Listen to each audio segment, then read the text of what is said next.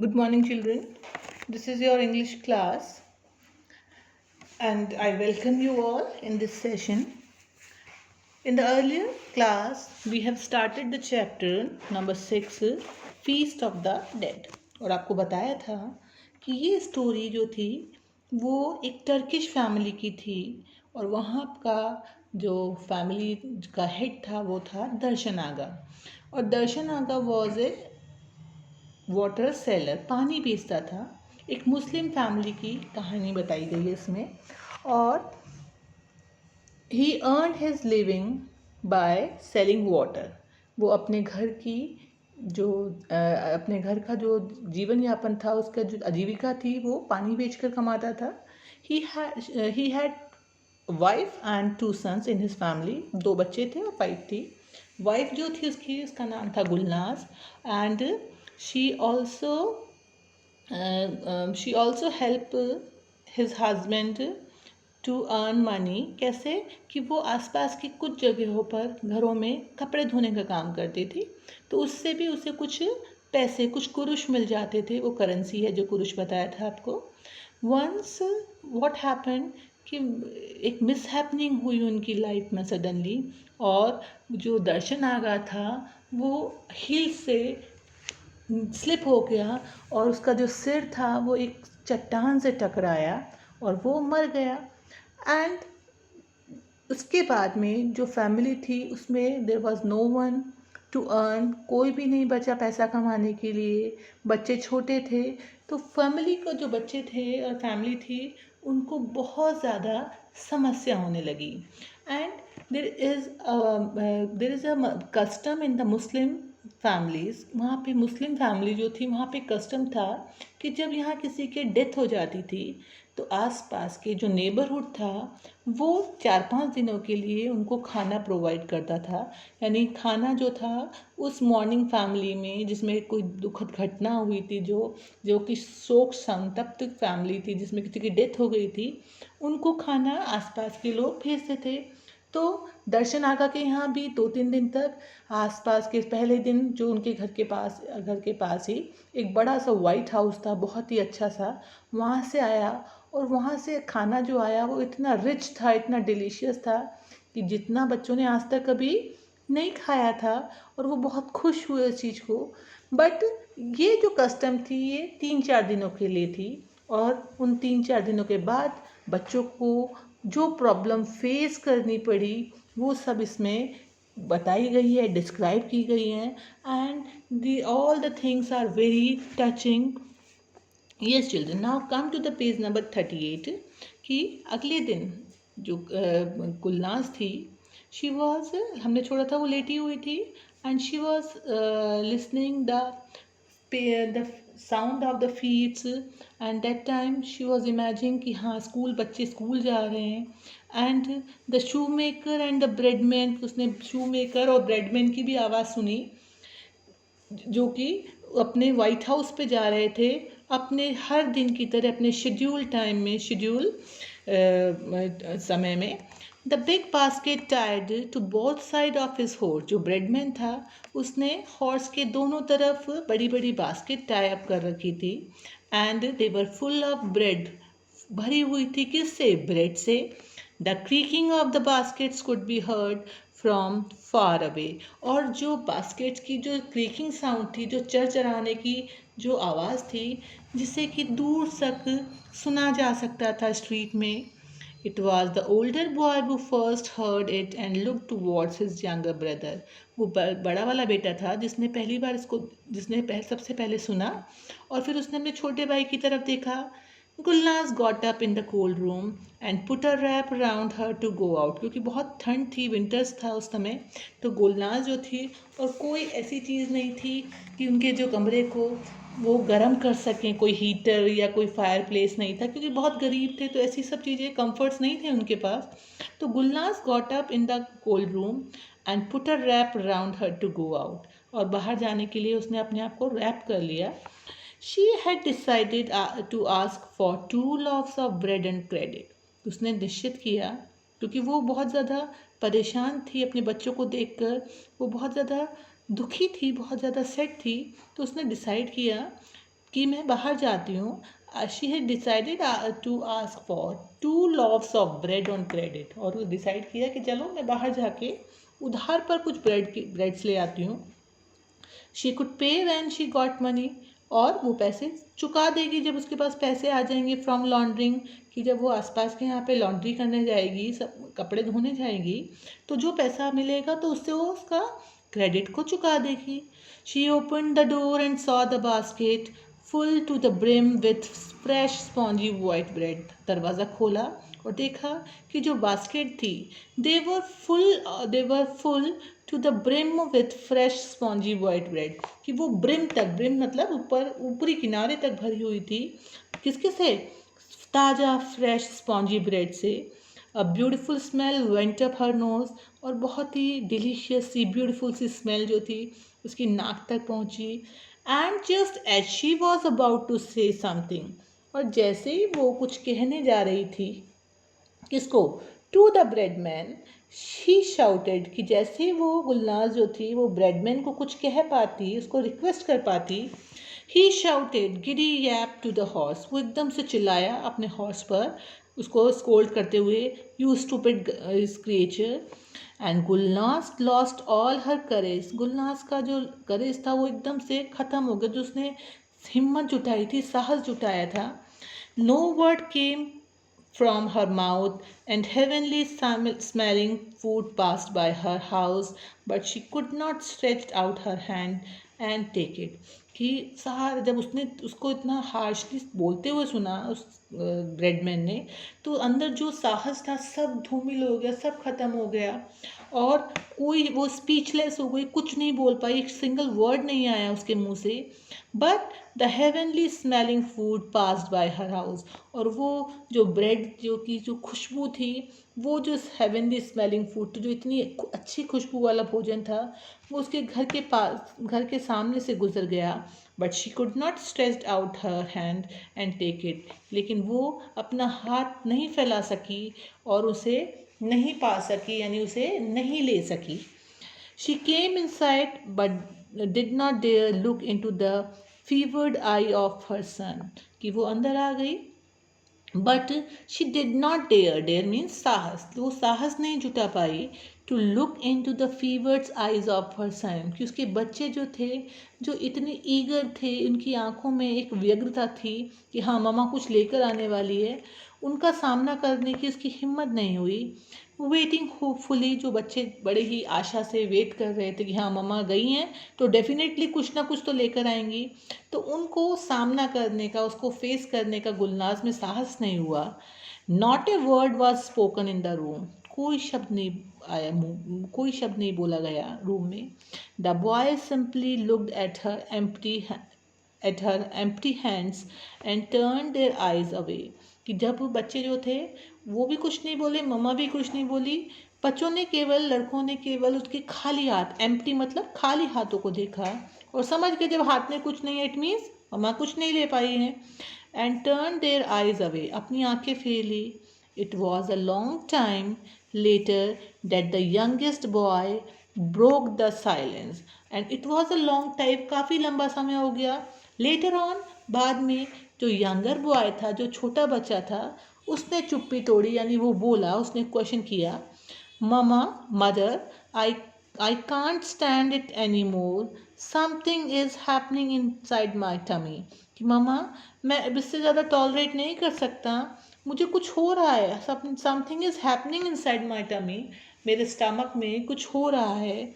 Don't worry my sweet son, it is hunger, I feel it too, कि अरे बेटा कोई परेशानी की बात नहीं है, ये तो भूख के कारण हो रहा है। And I can feel hunger also, मैं भी इस चीज़ को महसूस कर सकती हूँ, भूख को। आई एम डाइंग, मैं मर रहा हूँ, भूख से मर रहा हूँ। The older boy opened his I and look at his brother, जो यंगर एल्डर ब्रदर था उसने आंखें खोली और अपने भाई की तरफ देखा। Gulnaz looked at both of them, दोनों को देख रही थी, पर वो बेबस थी, उसके पास कोई चीज़ नहीं थी, वो हेल्पलेस थी। The little boy was silent, चुप था वो। हिज फेस वॉज डार्कर, चेहरा जो था वो डार्क हो गया था। द लिप्स ड्राई, होठ जो थे सूख गए थे, and parch his bloodless skin faded and hollow. और क्या हो रहा था कि उसका जो स्किन जो खाना नहीं मिल रहा था बच्चे को, होठ सूख गए, जो चेहरा था मानो ऐसे था कि ब्लडलेस स्किन हो, उसमें कोई ब्लड ही नहीं हो, बिल्कुल पेल हो गया था, एंड होलो बिल्कुल जीर्ण शीर्ण सा, ऐसा खोखला सा हो गया था। Finally Gulnaz beckon to the older boy and they left the room to talk outside. फिर फाइनली जब बच्चे को इतनी क्रिटिकल कंडीशन में देखा, इतने दुविधा में देखा, तो उसने गुलनाज ने अपने बड़े बेटे को इशारा किया, बाहर के लिए बुलाया, and they left the room to talk outside, बाहर चले गए बात करने के लिए। We must go to bothers the grocer, कि अब हमें कहाँ जाना चाहिए, हमें बोदोस जो कि एक ग्रोसर था उसके पास जाना चाहिए। We must ask for some rice, flour and potatoes. Tell him we will pay him in a few days.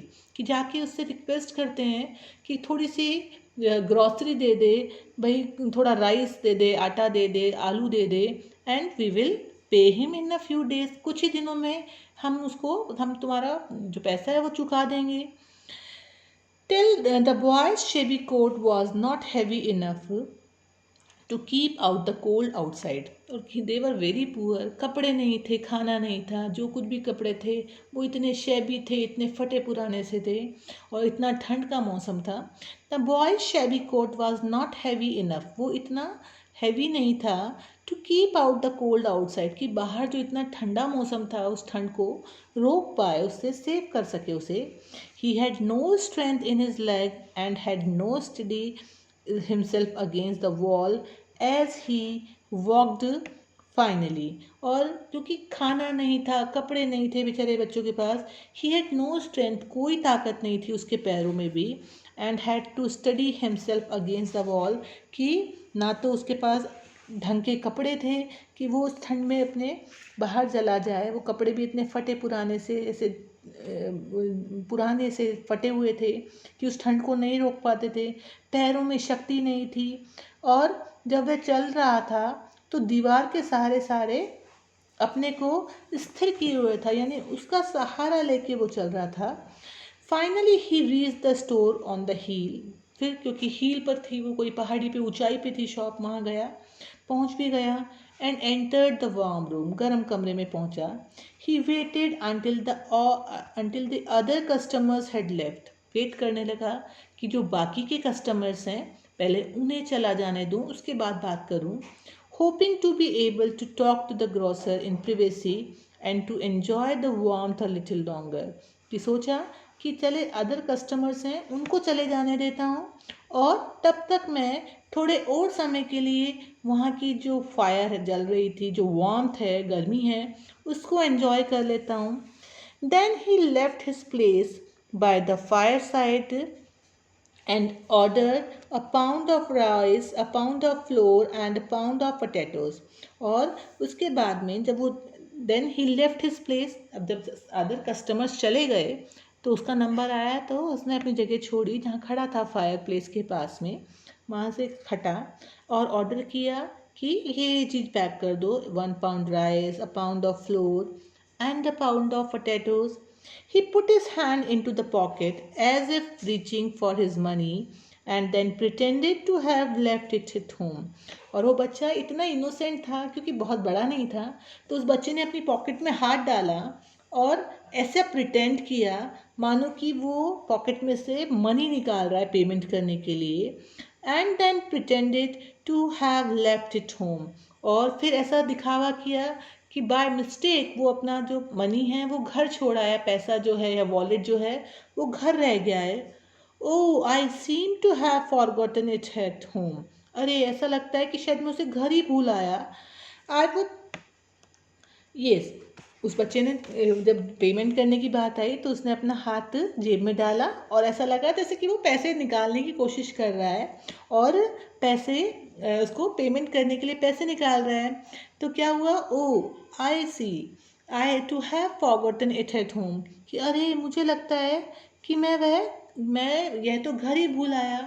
I would hate to have to go all the way home in this cold and come back again. और अब इस ठंड में घर जाकर फिर वापस आना, ये मुझे अच्छा नहीं लग रहा, मुझे इस चीज़ से बहुत हेट है. Right it down and I will pay you tomorrow. ऐसा करो कि आप इस सब चीज़ों को लिख लो, नोट डाउन कर लो, और कल मैं आपको वापस पैसे दे जाऊंगा. It was a brave efforts, but the grocer knew the tricks of the trade too well. उस बच्चे ने खूब अच्छी कोशिश करी, बहुत अच्छा एफर्ट्स, बहुत ब्रेव एफर्ट्स डाला ऐसा करते हुए कि हाँ भाई मैं भूल आया हूँ, आप लिख लो, मैं कल दे दूंगा. But the grocer knew the tricks of the trade too well. लेकिन जो ग्रोसर था, जो सामान बेचने वाला पंसारी था, वो भी सारी ट्रिक्स को जानता था, ट्रेड की, व्यापार की ट्रिक्स को भली भांति समझता था. First bring the money then you can take the goods. फिर बोला कि okay okay don't worry, but first you go and bring the money. पहले पैसे लाओ and then you can take the goods. उसके बाद आप सारी गुड्स और आपकी जो ग्रॉसरी है आप उसको ले जा सकते हो. You have become so thin. Someone who has money at home doesn't get so thin. और फिर उसने क्या चीज़ रखी कि you have become so thin, बहुत कमज़ोर हो गए हो. And someone who has money, और अगर किसी के पास पैसा है घर पे, doesn't get so thin, वो इतना कमज़ोर नहीं हो सकता. The boy hurried out, embarrassed to have his life found out. बच्चा जो था वो आनंद फानंद दुकान से बाहर निकला. Why? बिकॉज उसका जो झूठ था वो जब पकड़ा गया तो वो एकदम से एम्बेरेस्ड हो गया. He found the iciness of the street more unbearable than he had before he entered the store. कि अब उसको उस रास्ते का जो ठंडा था, आइसीनेस, जो बर्फीली बर्फीली जो ठंड थी, वो अब असहनीय लग रही थी. Then he had before he enter the store. कि स्टोर में जाने से कहीं ज़्यादा अधिक उसे अब उस सड़क की, उस बाहर की जो सड़क थी, स्ट्रीट थी, उसकी बर्फीली असहनीय हो रही थी. बर्फीली ठंड जो थी असहनीय हो रही थी. At the corner he saw smoke coming out the chimney of the White house. जब वो वापस रिटर्न हो रहा था तो कॉर्नर पर देखा कि वही बड़ा सा जो वाइट हाउस था, उसकी चिमनी से कुछ स्मोक आ निकल रही थी, धुआं सी निकल रही थी. How happy were the people वो लिव्ड इन इट. और वो लोग कितने खुश होंगे जो उस घर में रहते हैं. It did not occur to him to be jealous of them.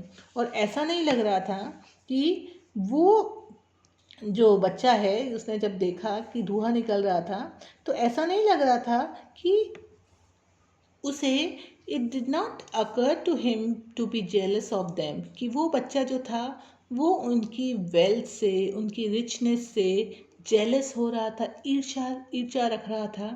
He had only admiration for these people who had given him the best meal of his life.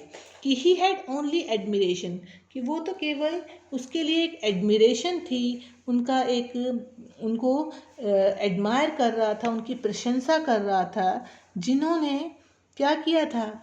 वो had given him the best meal of his life. जिन्होंने अपने उनको उनके जीवन का बेहतरीन खाना provide करवाया था, पहुंचाया था, खिलाया था. He walked home as fast as he could.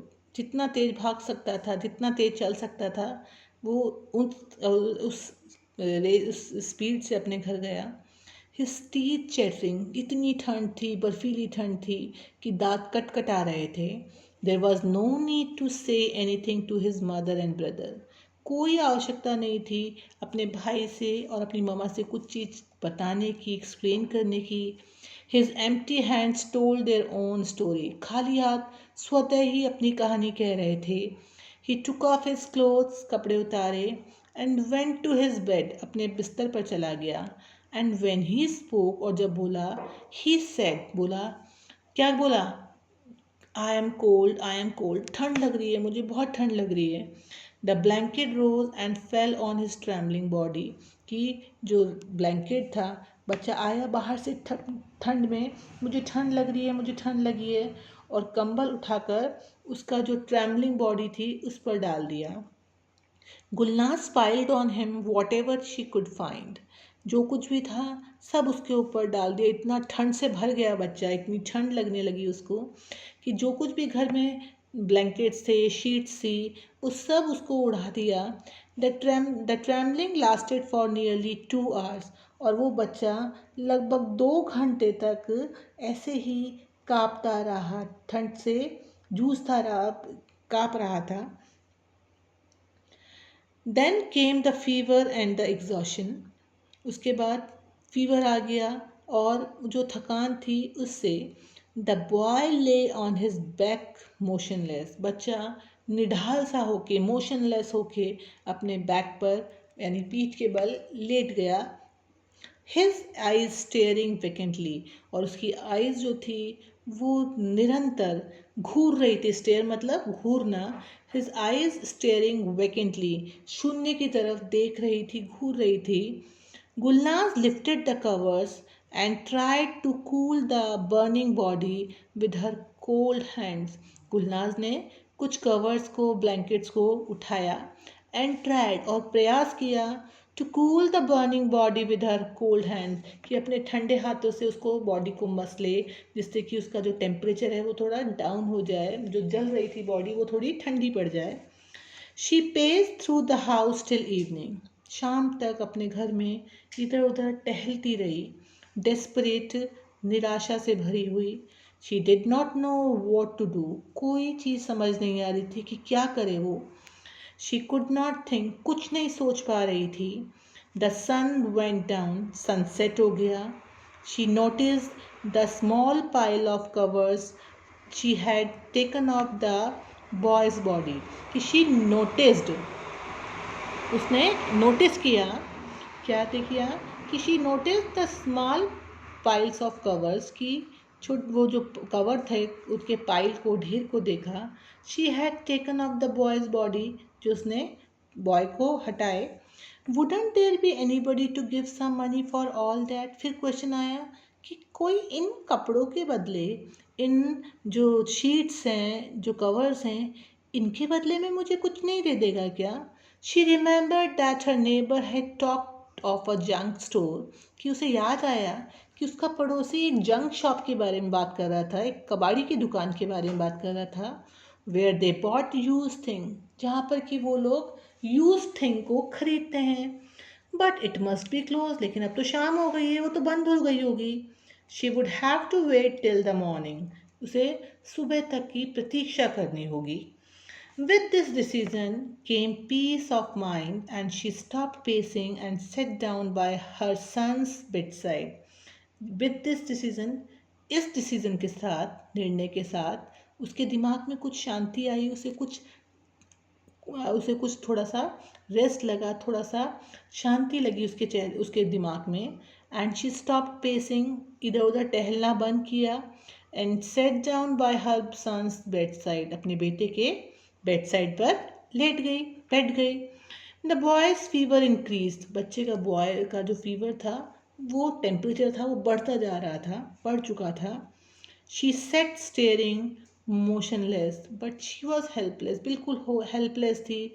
वो केवल उसके पास बैठी हुई थी, निढाल सी, उसे देख रही थी बिना किसी मोशन के, बिल्कुल निढाल सी, कोई अपनी प्रतिक्रिया नहीं दे रही थी। य younger boy could not sleep for hunger, छोटा बच्चा भी नहीं सो पा रहा था भूख के कारण। He too was watching his eyes open, कि उसकी आंखें, he too was watching his eyes open, वो भी उसकी आंखों को देख रही थी जो खुली पड़ी थी। The sick boy moaned slowly and tossed and turn in his fever, जो बीमार बच्चा था, लड़का था, वो कुछ करहा रहा था, क्योंकि उसको तेज बुखार था तो वो करहा रहा था। Slowly and tossed and turn in his fever, कि धीरे धीरे वो करहा रहा था अपने फीवर में, बुखार में उसने। एंड ही टोज, थोड़ा सा घूमा, उछला। And turn in his fever, और उसी अवस्था में, बुखार में उसने करवट ले ली। His cheeks were burning and he talked in delirium, कि उसकी जो चीक्स थे, गाल बिल्कुल जल रहे थे। And he talked in delirium, और वो जो था वो डिलीरियम में बात कर रहा था, वो कांपते हुए, यानी उसकी आवाज़ जो थी वो ऐसे कप कप आ रही थी, शेकिंग हो रही थी. The younger one sat up in his bed and asked in a voice audible only to his mother. जब देखा बच्चे ने, छोटे बच्चे ने, कि भाई जो था बड़ा वाला वो ठंड ठंड कर रहा है, करहा रहा है, मौन कर रहा है और बहुत ही कांपते हुए ही कुछ बोल पा रहा है, तो छोटा सा बच्चा था, इनोसेंट सा बच्चा था. The younger one sat up in his bed, अपने बिस्तर पे बैठ गया, and asked in a voice audible only to his mother, और फिर बहुत ही धीमी सी आवाज़ में, जो उसकी मम्मा ही सुन पाती, उसी आवाज़ में वो बोला, mother will my brother die, मम्मा क्या भैया मर जाएगा. She shivered as if touched by a cold wind on her skin. और वो शिवर, वो कप कप आ गई, वो गुलनाज जो थी वो एकदम से कप कप आ गई, एज इफ, मानो कि she was touched bye a cold wind, कि किसी ठंडी तीखी हवा ने उसको, उसकी बॉडी को टच करके उसके पास से गुजरी. She looked at her son with frightened eye, अपने बेटे की आंखों में बड़े भय के साथ देखा. Why do you ask that, ऐसा क्यों पूछ रहे हो. The boy was silent for a moment, एक मिनट के लिए बच्चा चुप रहा. Then he leaned close to her ear, फिर झुककर अपनी मम्मा के कान के पास गया, एंड सेड सॉफ्टली, और बहुत ही धीरे से बोला, trying to hide his voice from his brother, कि उसका कोशिश करी कि उसकी बात को, उसकी आवाज़ भाई तक ना जाए. Because then food will come from the White House, क्योंकि फिर वापस से खाना आएगा वाइट हाउस की तरफ, वाइट हाउस से. तो see the children, I think you people can also touch, कि लास्ट में देखा कि वो बच्चा कितना इनोसेंट था, कि उसने लगा कि अगर भैया कि भाई भी डेथ हो जाएगी तो अगेन से एक अवसर होगा उनके पास, कि वो उसके जो नेबर्स हैं, जो वाइट हाउस वाले हैं, वो उनको खाना पहुंचा देंगे, खाना मिल जाएगा. तो कितनी मतलब हार्ट टचिंग स्टोरी है, कि ऐसी भी स्थिति होती है, ऐसी भी फैमिलीज़ होती हैं जहाँ पर कि जो बच्चे हैं, जो फैमिली मेम्बर्स हैं, उनको अपनी जो बेसिक नीड्स हैं उनको फुलफ़िल करने के लिए भी बहुत ज़्यादा कठिन, बहुत ज़्यादा हार्ड टाइम देखना पड़ता है. So children, this is the end of the story. ये कहानी थी, ये स्टोरी थी हमारी चैप्टर में. एंड